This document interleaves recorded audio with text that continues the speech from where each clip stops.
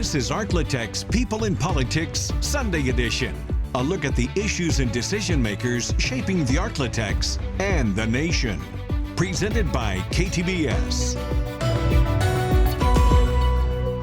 Hello again, everybody. Welcome to this edition of the App on Sunday, Arklatek's People in Politics. It's our KTBS political talk show, a natural extension of the podcast that we've produced over the past year. I have a very special guest in our studios today. Let me introduce you to the governor of Louisiana, the Honorable Jeff Landry. Mr. Governor, thanks for being with us. It's great to be here. Look, I know when you're the governor, people come at you from all directions. What has been some of the surprises or maybe disappointments that have happened to you in your first couple of years here? Well, look, we realized that we had an extreme challenge ahead of us. We know that Louisiana has stood at a crossroads for so long, and many people around the state thought we could never lift ourselves off the bottom. We've got some of the hardest working people, some of the most fun-loving people, and we just have not been able, again, to get off the bottom. We've watched our southern states do extremely well economically, and of course when oil and gas is high and that we get to ride that particular wave, but then when it crashes, we back down at the bottom as well. But it doesn't stabilize the economy as a whole. And when you have a very stable, diversified economy, that helps you keep everything on an even keel. It keeps the budget in Baton Rouge in balance. It keeps our ability to improve our infrastructure or to repair our infrastructure ahead of its time. And we've never been able to do that. But over the last 2 years, we've did it. And we've did it a lot of times meeting a lot of resistance. We fixed a lot of the problems that people wanted us to fix. Maybe they didn't like the way we fixed them, but we have fixed them, and we're seeing the results today. Well, economic projects abound all throughout the state. We'll talk about those more in just a minute, but before we get into our extended conversation with the governor, let's listen to a part of his speech that he delivered on the fourth floor of the Capitol just a couple of weeks ago, and he said a lot about fiscal responsibility. You know, as governor, I promised that we would do things differently. We know this state has faced systemic challenges for decades. We've spoke about them and we've worked on them. To fix these problems, you have to change the culture of how you do business. And only through changing the culture and then bending the mindset of the people that work in state government can you achieve great things for the citizens of the state. We promised that we would make a government as great as the people of Louisiana. And one of the biggest challenges of the last 4 governors have been the fiscal affairs of the state. Each of those prior governors, whether it would be Foster or Blanco or Jindal or John Bell, have all been confronted with major fiscal instability throughout their term. Now, whether the solution was cuts that threatened health care, higher education, or even canceling LSU football, they never seemed to find a solution. And this has left a bad taste in the mouth of our citizens.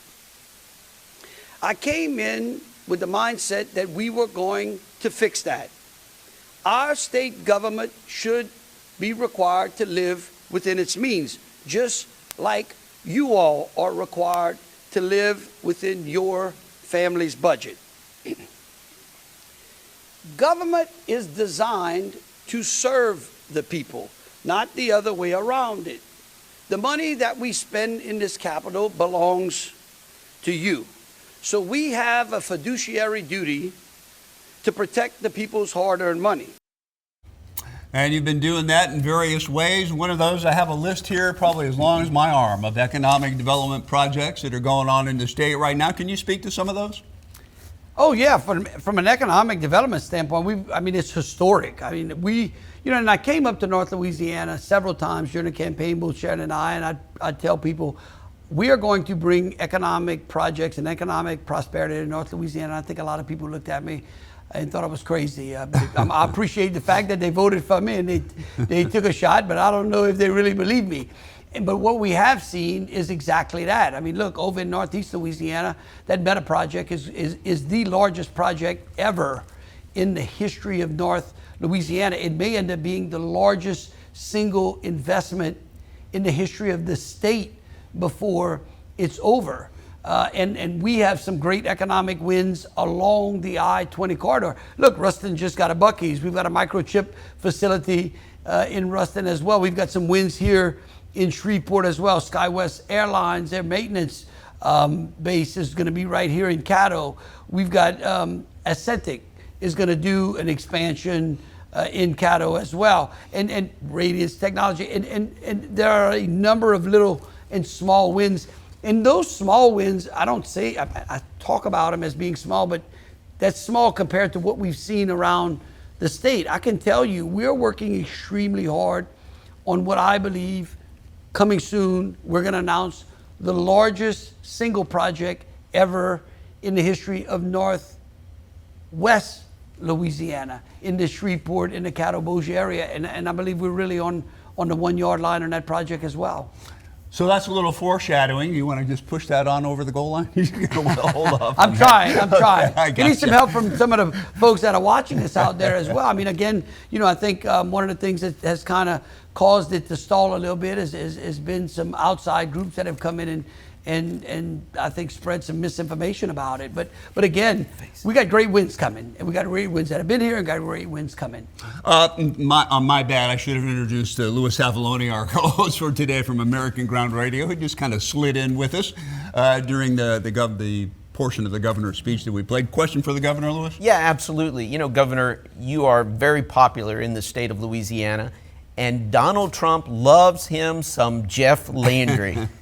What do you attribute to that? What does he see in you? I mean, of course, our Louisianans see a lot of great stuff, but what do you think he likes most about you? Because he keeps hiring you to do all sorts of things for the nation. Yeah, and look, I appreciate that, and anytime he invites me to help the nation, I always make sure that we evaluate it and can it help Louisiana as well. And I think each time you can, because when you help America, you help Louisiana as well. Look, him and his sons and I are very close, and of course I'm a doer. I like to solve problems. I think the president recognizes that.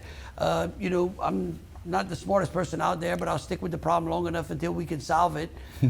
And maybe that's what he likes. But I can tell you, we've embraced his economy. And I think, Louis, that's more important than anywhere else. I think that states around have not embraced his way and his economy as much as we have in Louisiana. And we are paying dividends for doing that. All right, we're going to take a quick time out. Back with more of our conversation with Governor Jeff Landry, the governor of Louisiana, coming up right after this.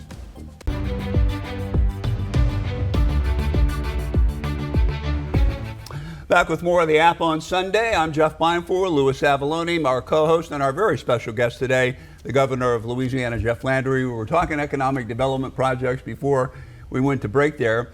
And I wanted to ask you about working with 50 Cent, because there seems to be a lot of stuff happening around here. Oh, look, it's remarkable. I mean, he has invested more in the city of Shreveport than I think any single person has done, certainly in the near time. I mean, I don't know, when's the last time, 30 years, someone has put the money. It's been a while. It might be longer than that, and I've enjoyed the relationship. He is a great businessman.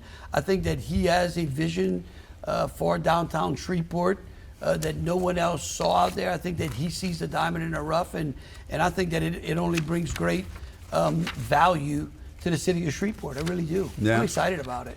We're all excited about it. We feel like we might be Vegas southeast here when he gets done. Well, really and truly, when you think about it, Shreveport's proximity to Dallas and the amount of disposable income that's in Dallas, both from, that disposable income can come to Shreveport in the form of entertaining, gaming, any types of sports activities. He really told me, he said he'd really like to see Shreveport kind of be a mini New Orleans when it comes for entertaining and events. And I welcome that. I think it'd be great. You could draw from Arkansas, from Dallas, from the Arclitect corridor, and I think that what he sees is that Shreveport has the bones, and he's ready to put some meat on those bones. Fantastic. Yeah, absolutely. Governor, you issued a moratorium on carbon capture sequestration. There are a lot of folks in North Louisiana very concerned about the environmental issue with regards to that, and whether it is even valuable to our community or even the environment for the stated purpose. What was one of the reasons that you issued that moratorium, and do you feel as strongly about it today as you did then? Well, look, I think that there were certainly concerns that were raised that were justified. We were moving real fast, and then there was some information that was put out that I believe was completely either misinformation or completely just false. And so I thought that it would be better if we took our time and we measured twice and cut once. I will tell you that coming from an oil and gas background, and of course Shreveport being an oil and gas town, that the injection of CO2 into the ground is not something new. We have used it for 30 plus years to enhance oil recovery. We have had CO2 pipelines traverse Louisiana for over 30 years as well. Look, there is not many forms of industrial activities that aren't inherently dangerous, right? It's why they pay good wages to be able to do it. I mean, drilling for oil and gas is not exactly the safest thing in the world either, but we've learned to do it safely. We've learned to be effective and efficient with it. We've created a better safety culture today than we had 30 years ago, and the industry is better for it. And so my idea was say, look, we had more applications than the rest of the country had. People were flocking to Louisiana to do that, and I said I think we should do it in a very responsible, measured, and calculated way. And so that's what we're doing. We've issued one Class 6 permit. We'll probably issue a couple as well, but we're not going to let the pressure of the industry risk the safety of our citizens, both the safety of our citizens or the environment as well. The one thing I will tell you, Louis, though it is important, is that what we're hearing, the reason that we were able to land the first steel mill to be built in the United States in over 60 years was a component of that. The products that we manufacture that we then want to export to places like Asia and to Europe are demanding a blue tag on them. That's what they want. Normally when you're in business to give your customers what they want and what they're willing to pay for. And so carbon sequestration is something that President Trump supports. It's something that Congress has supported. It's something that they've given over to the states to regulate. And we just want to make sure that if we engage in that it's worthwhile, it's economically positive, and we can do it safely. Well, we started this program talking about some fiscal responsibility. You have followed up on that with DOE shavings in the state of Louisiana, much as the president did nationwide. Talk to us about that. Look, those savings are huge. This was nothing new to me. I mean, I did it when I was in Congress. We returned over $1 million something. I got a bunch of members of Congress to get together, and we cut our budgets or just didn't spend everything like everyone was used to. They didn't even know how they would take the money back. I remember then Speaker John B. said, well, I don't know how we're going to do that. We don't have a mechanism. I said, well, here's the money. You figure it out.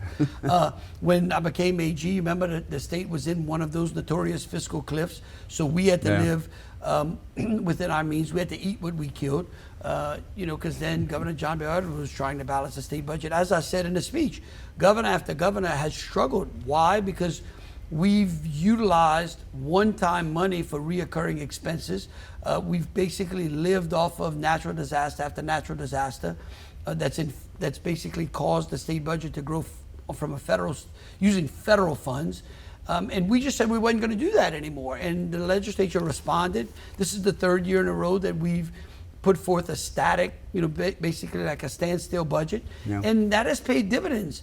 That has allowed us to do the bridge program that we put out, to do the infrastructure improvements that we've done, because we can take those one-time money and we can invest it in one-time expenditures, and we basically right-sized government. And we came up with some savings, like $1 billion worth of savings. That's not nothing to sneeze at, Louis. No, not whatsoever. You have been very serious, along with Attorney General Liz Murrill, in going after doctors in California and in the state of New York with respect to abortion pills being mailed into the state of Louisiana. Can you give us an update on where we are with that prosecution or the extradition? Well, look, the prosecution is certainly in the hands of the Attorney General. I feel very confident about it. She can't prosecute a person until we get him into the state of Louisiana. We have filed for extradition papers in both New York and California. Both of those governors have refused.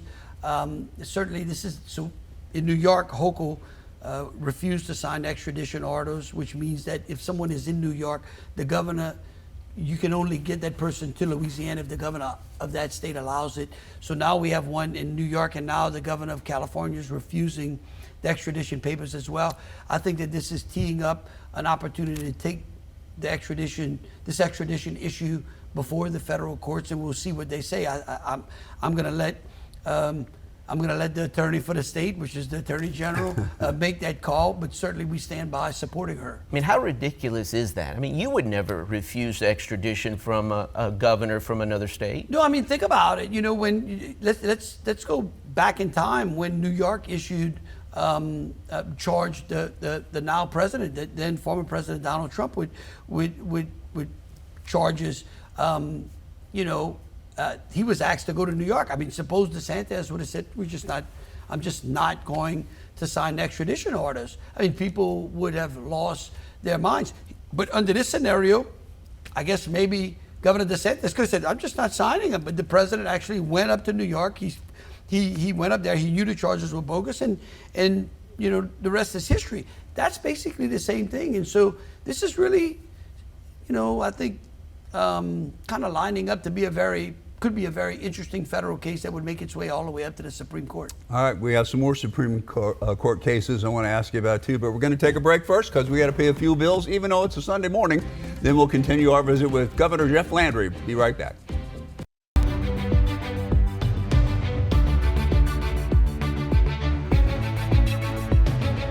All right, back with more of the app on Sunday. We like to do this for this part of the show. We put some bullet points in this screen right here. We discuss them, so go ahead and pop those in.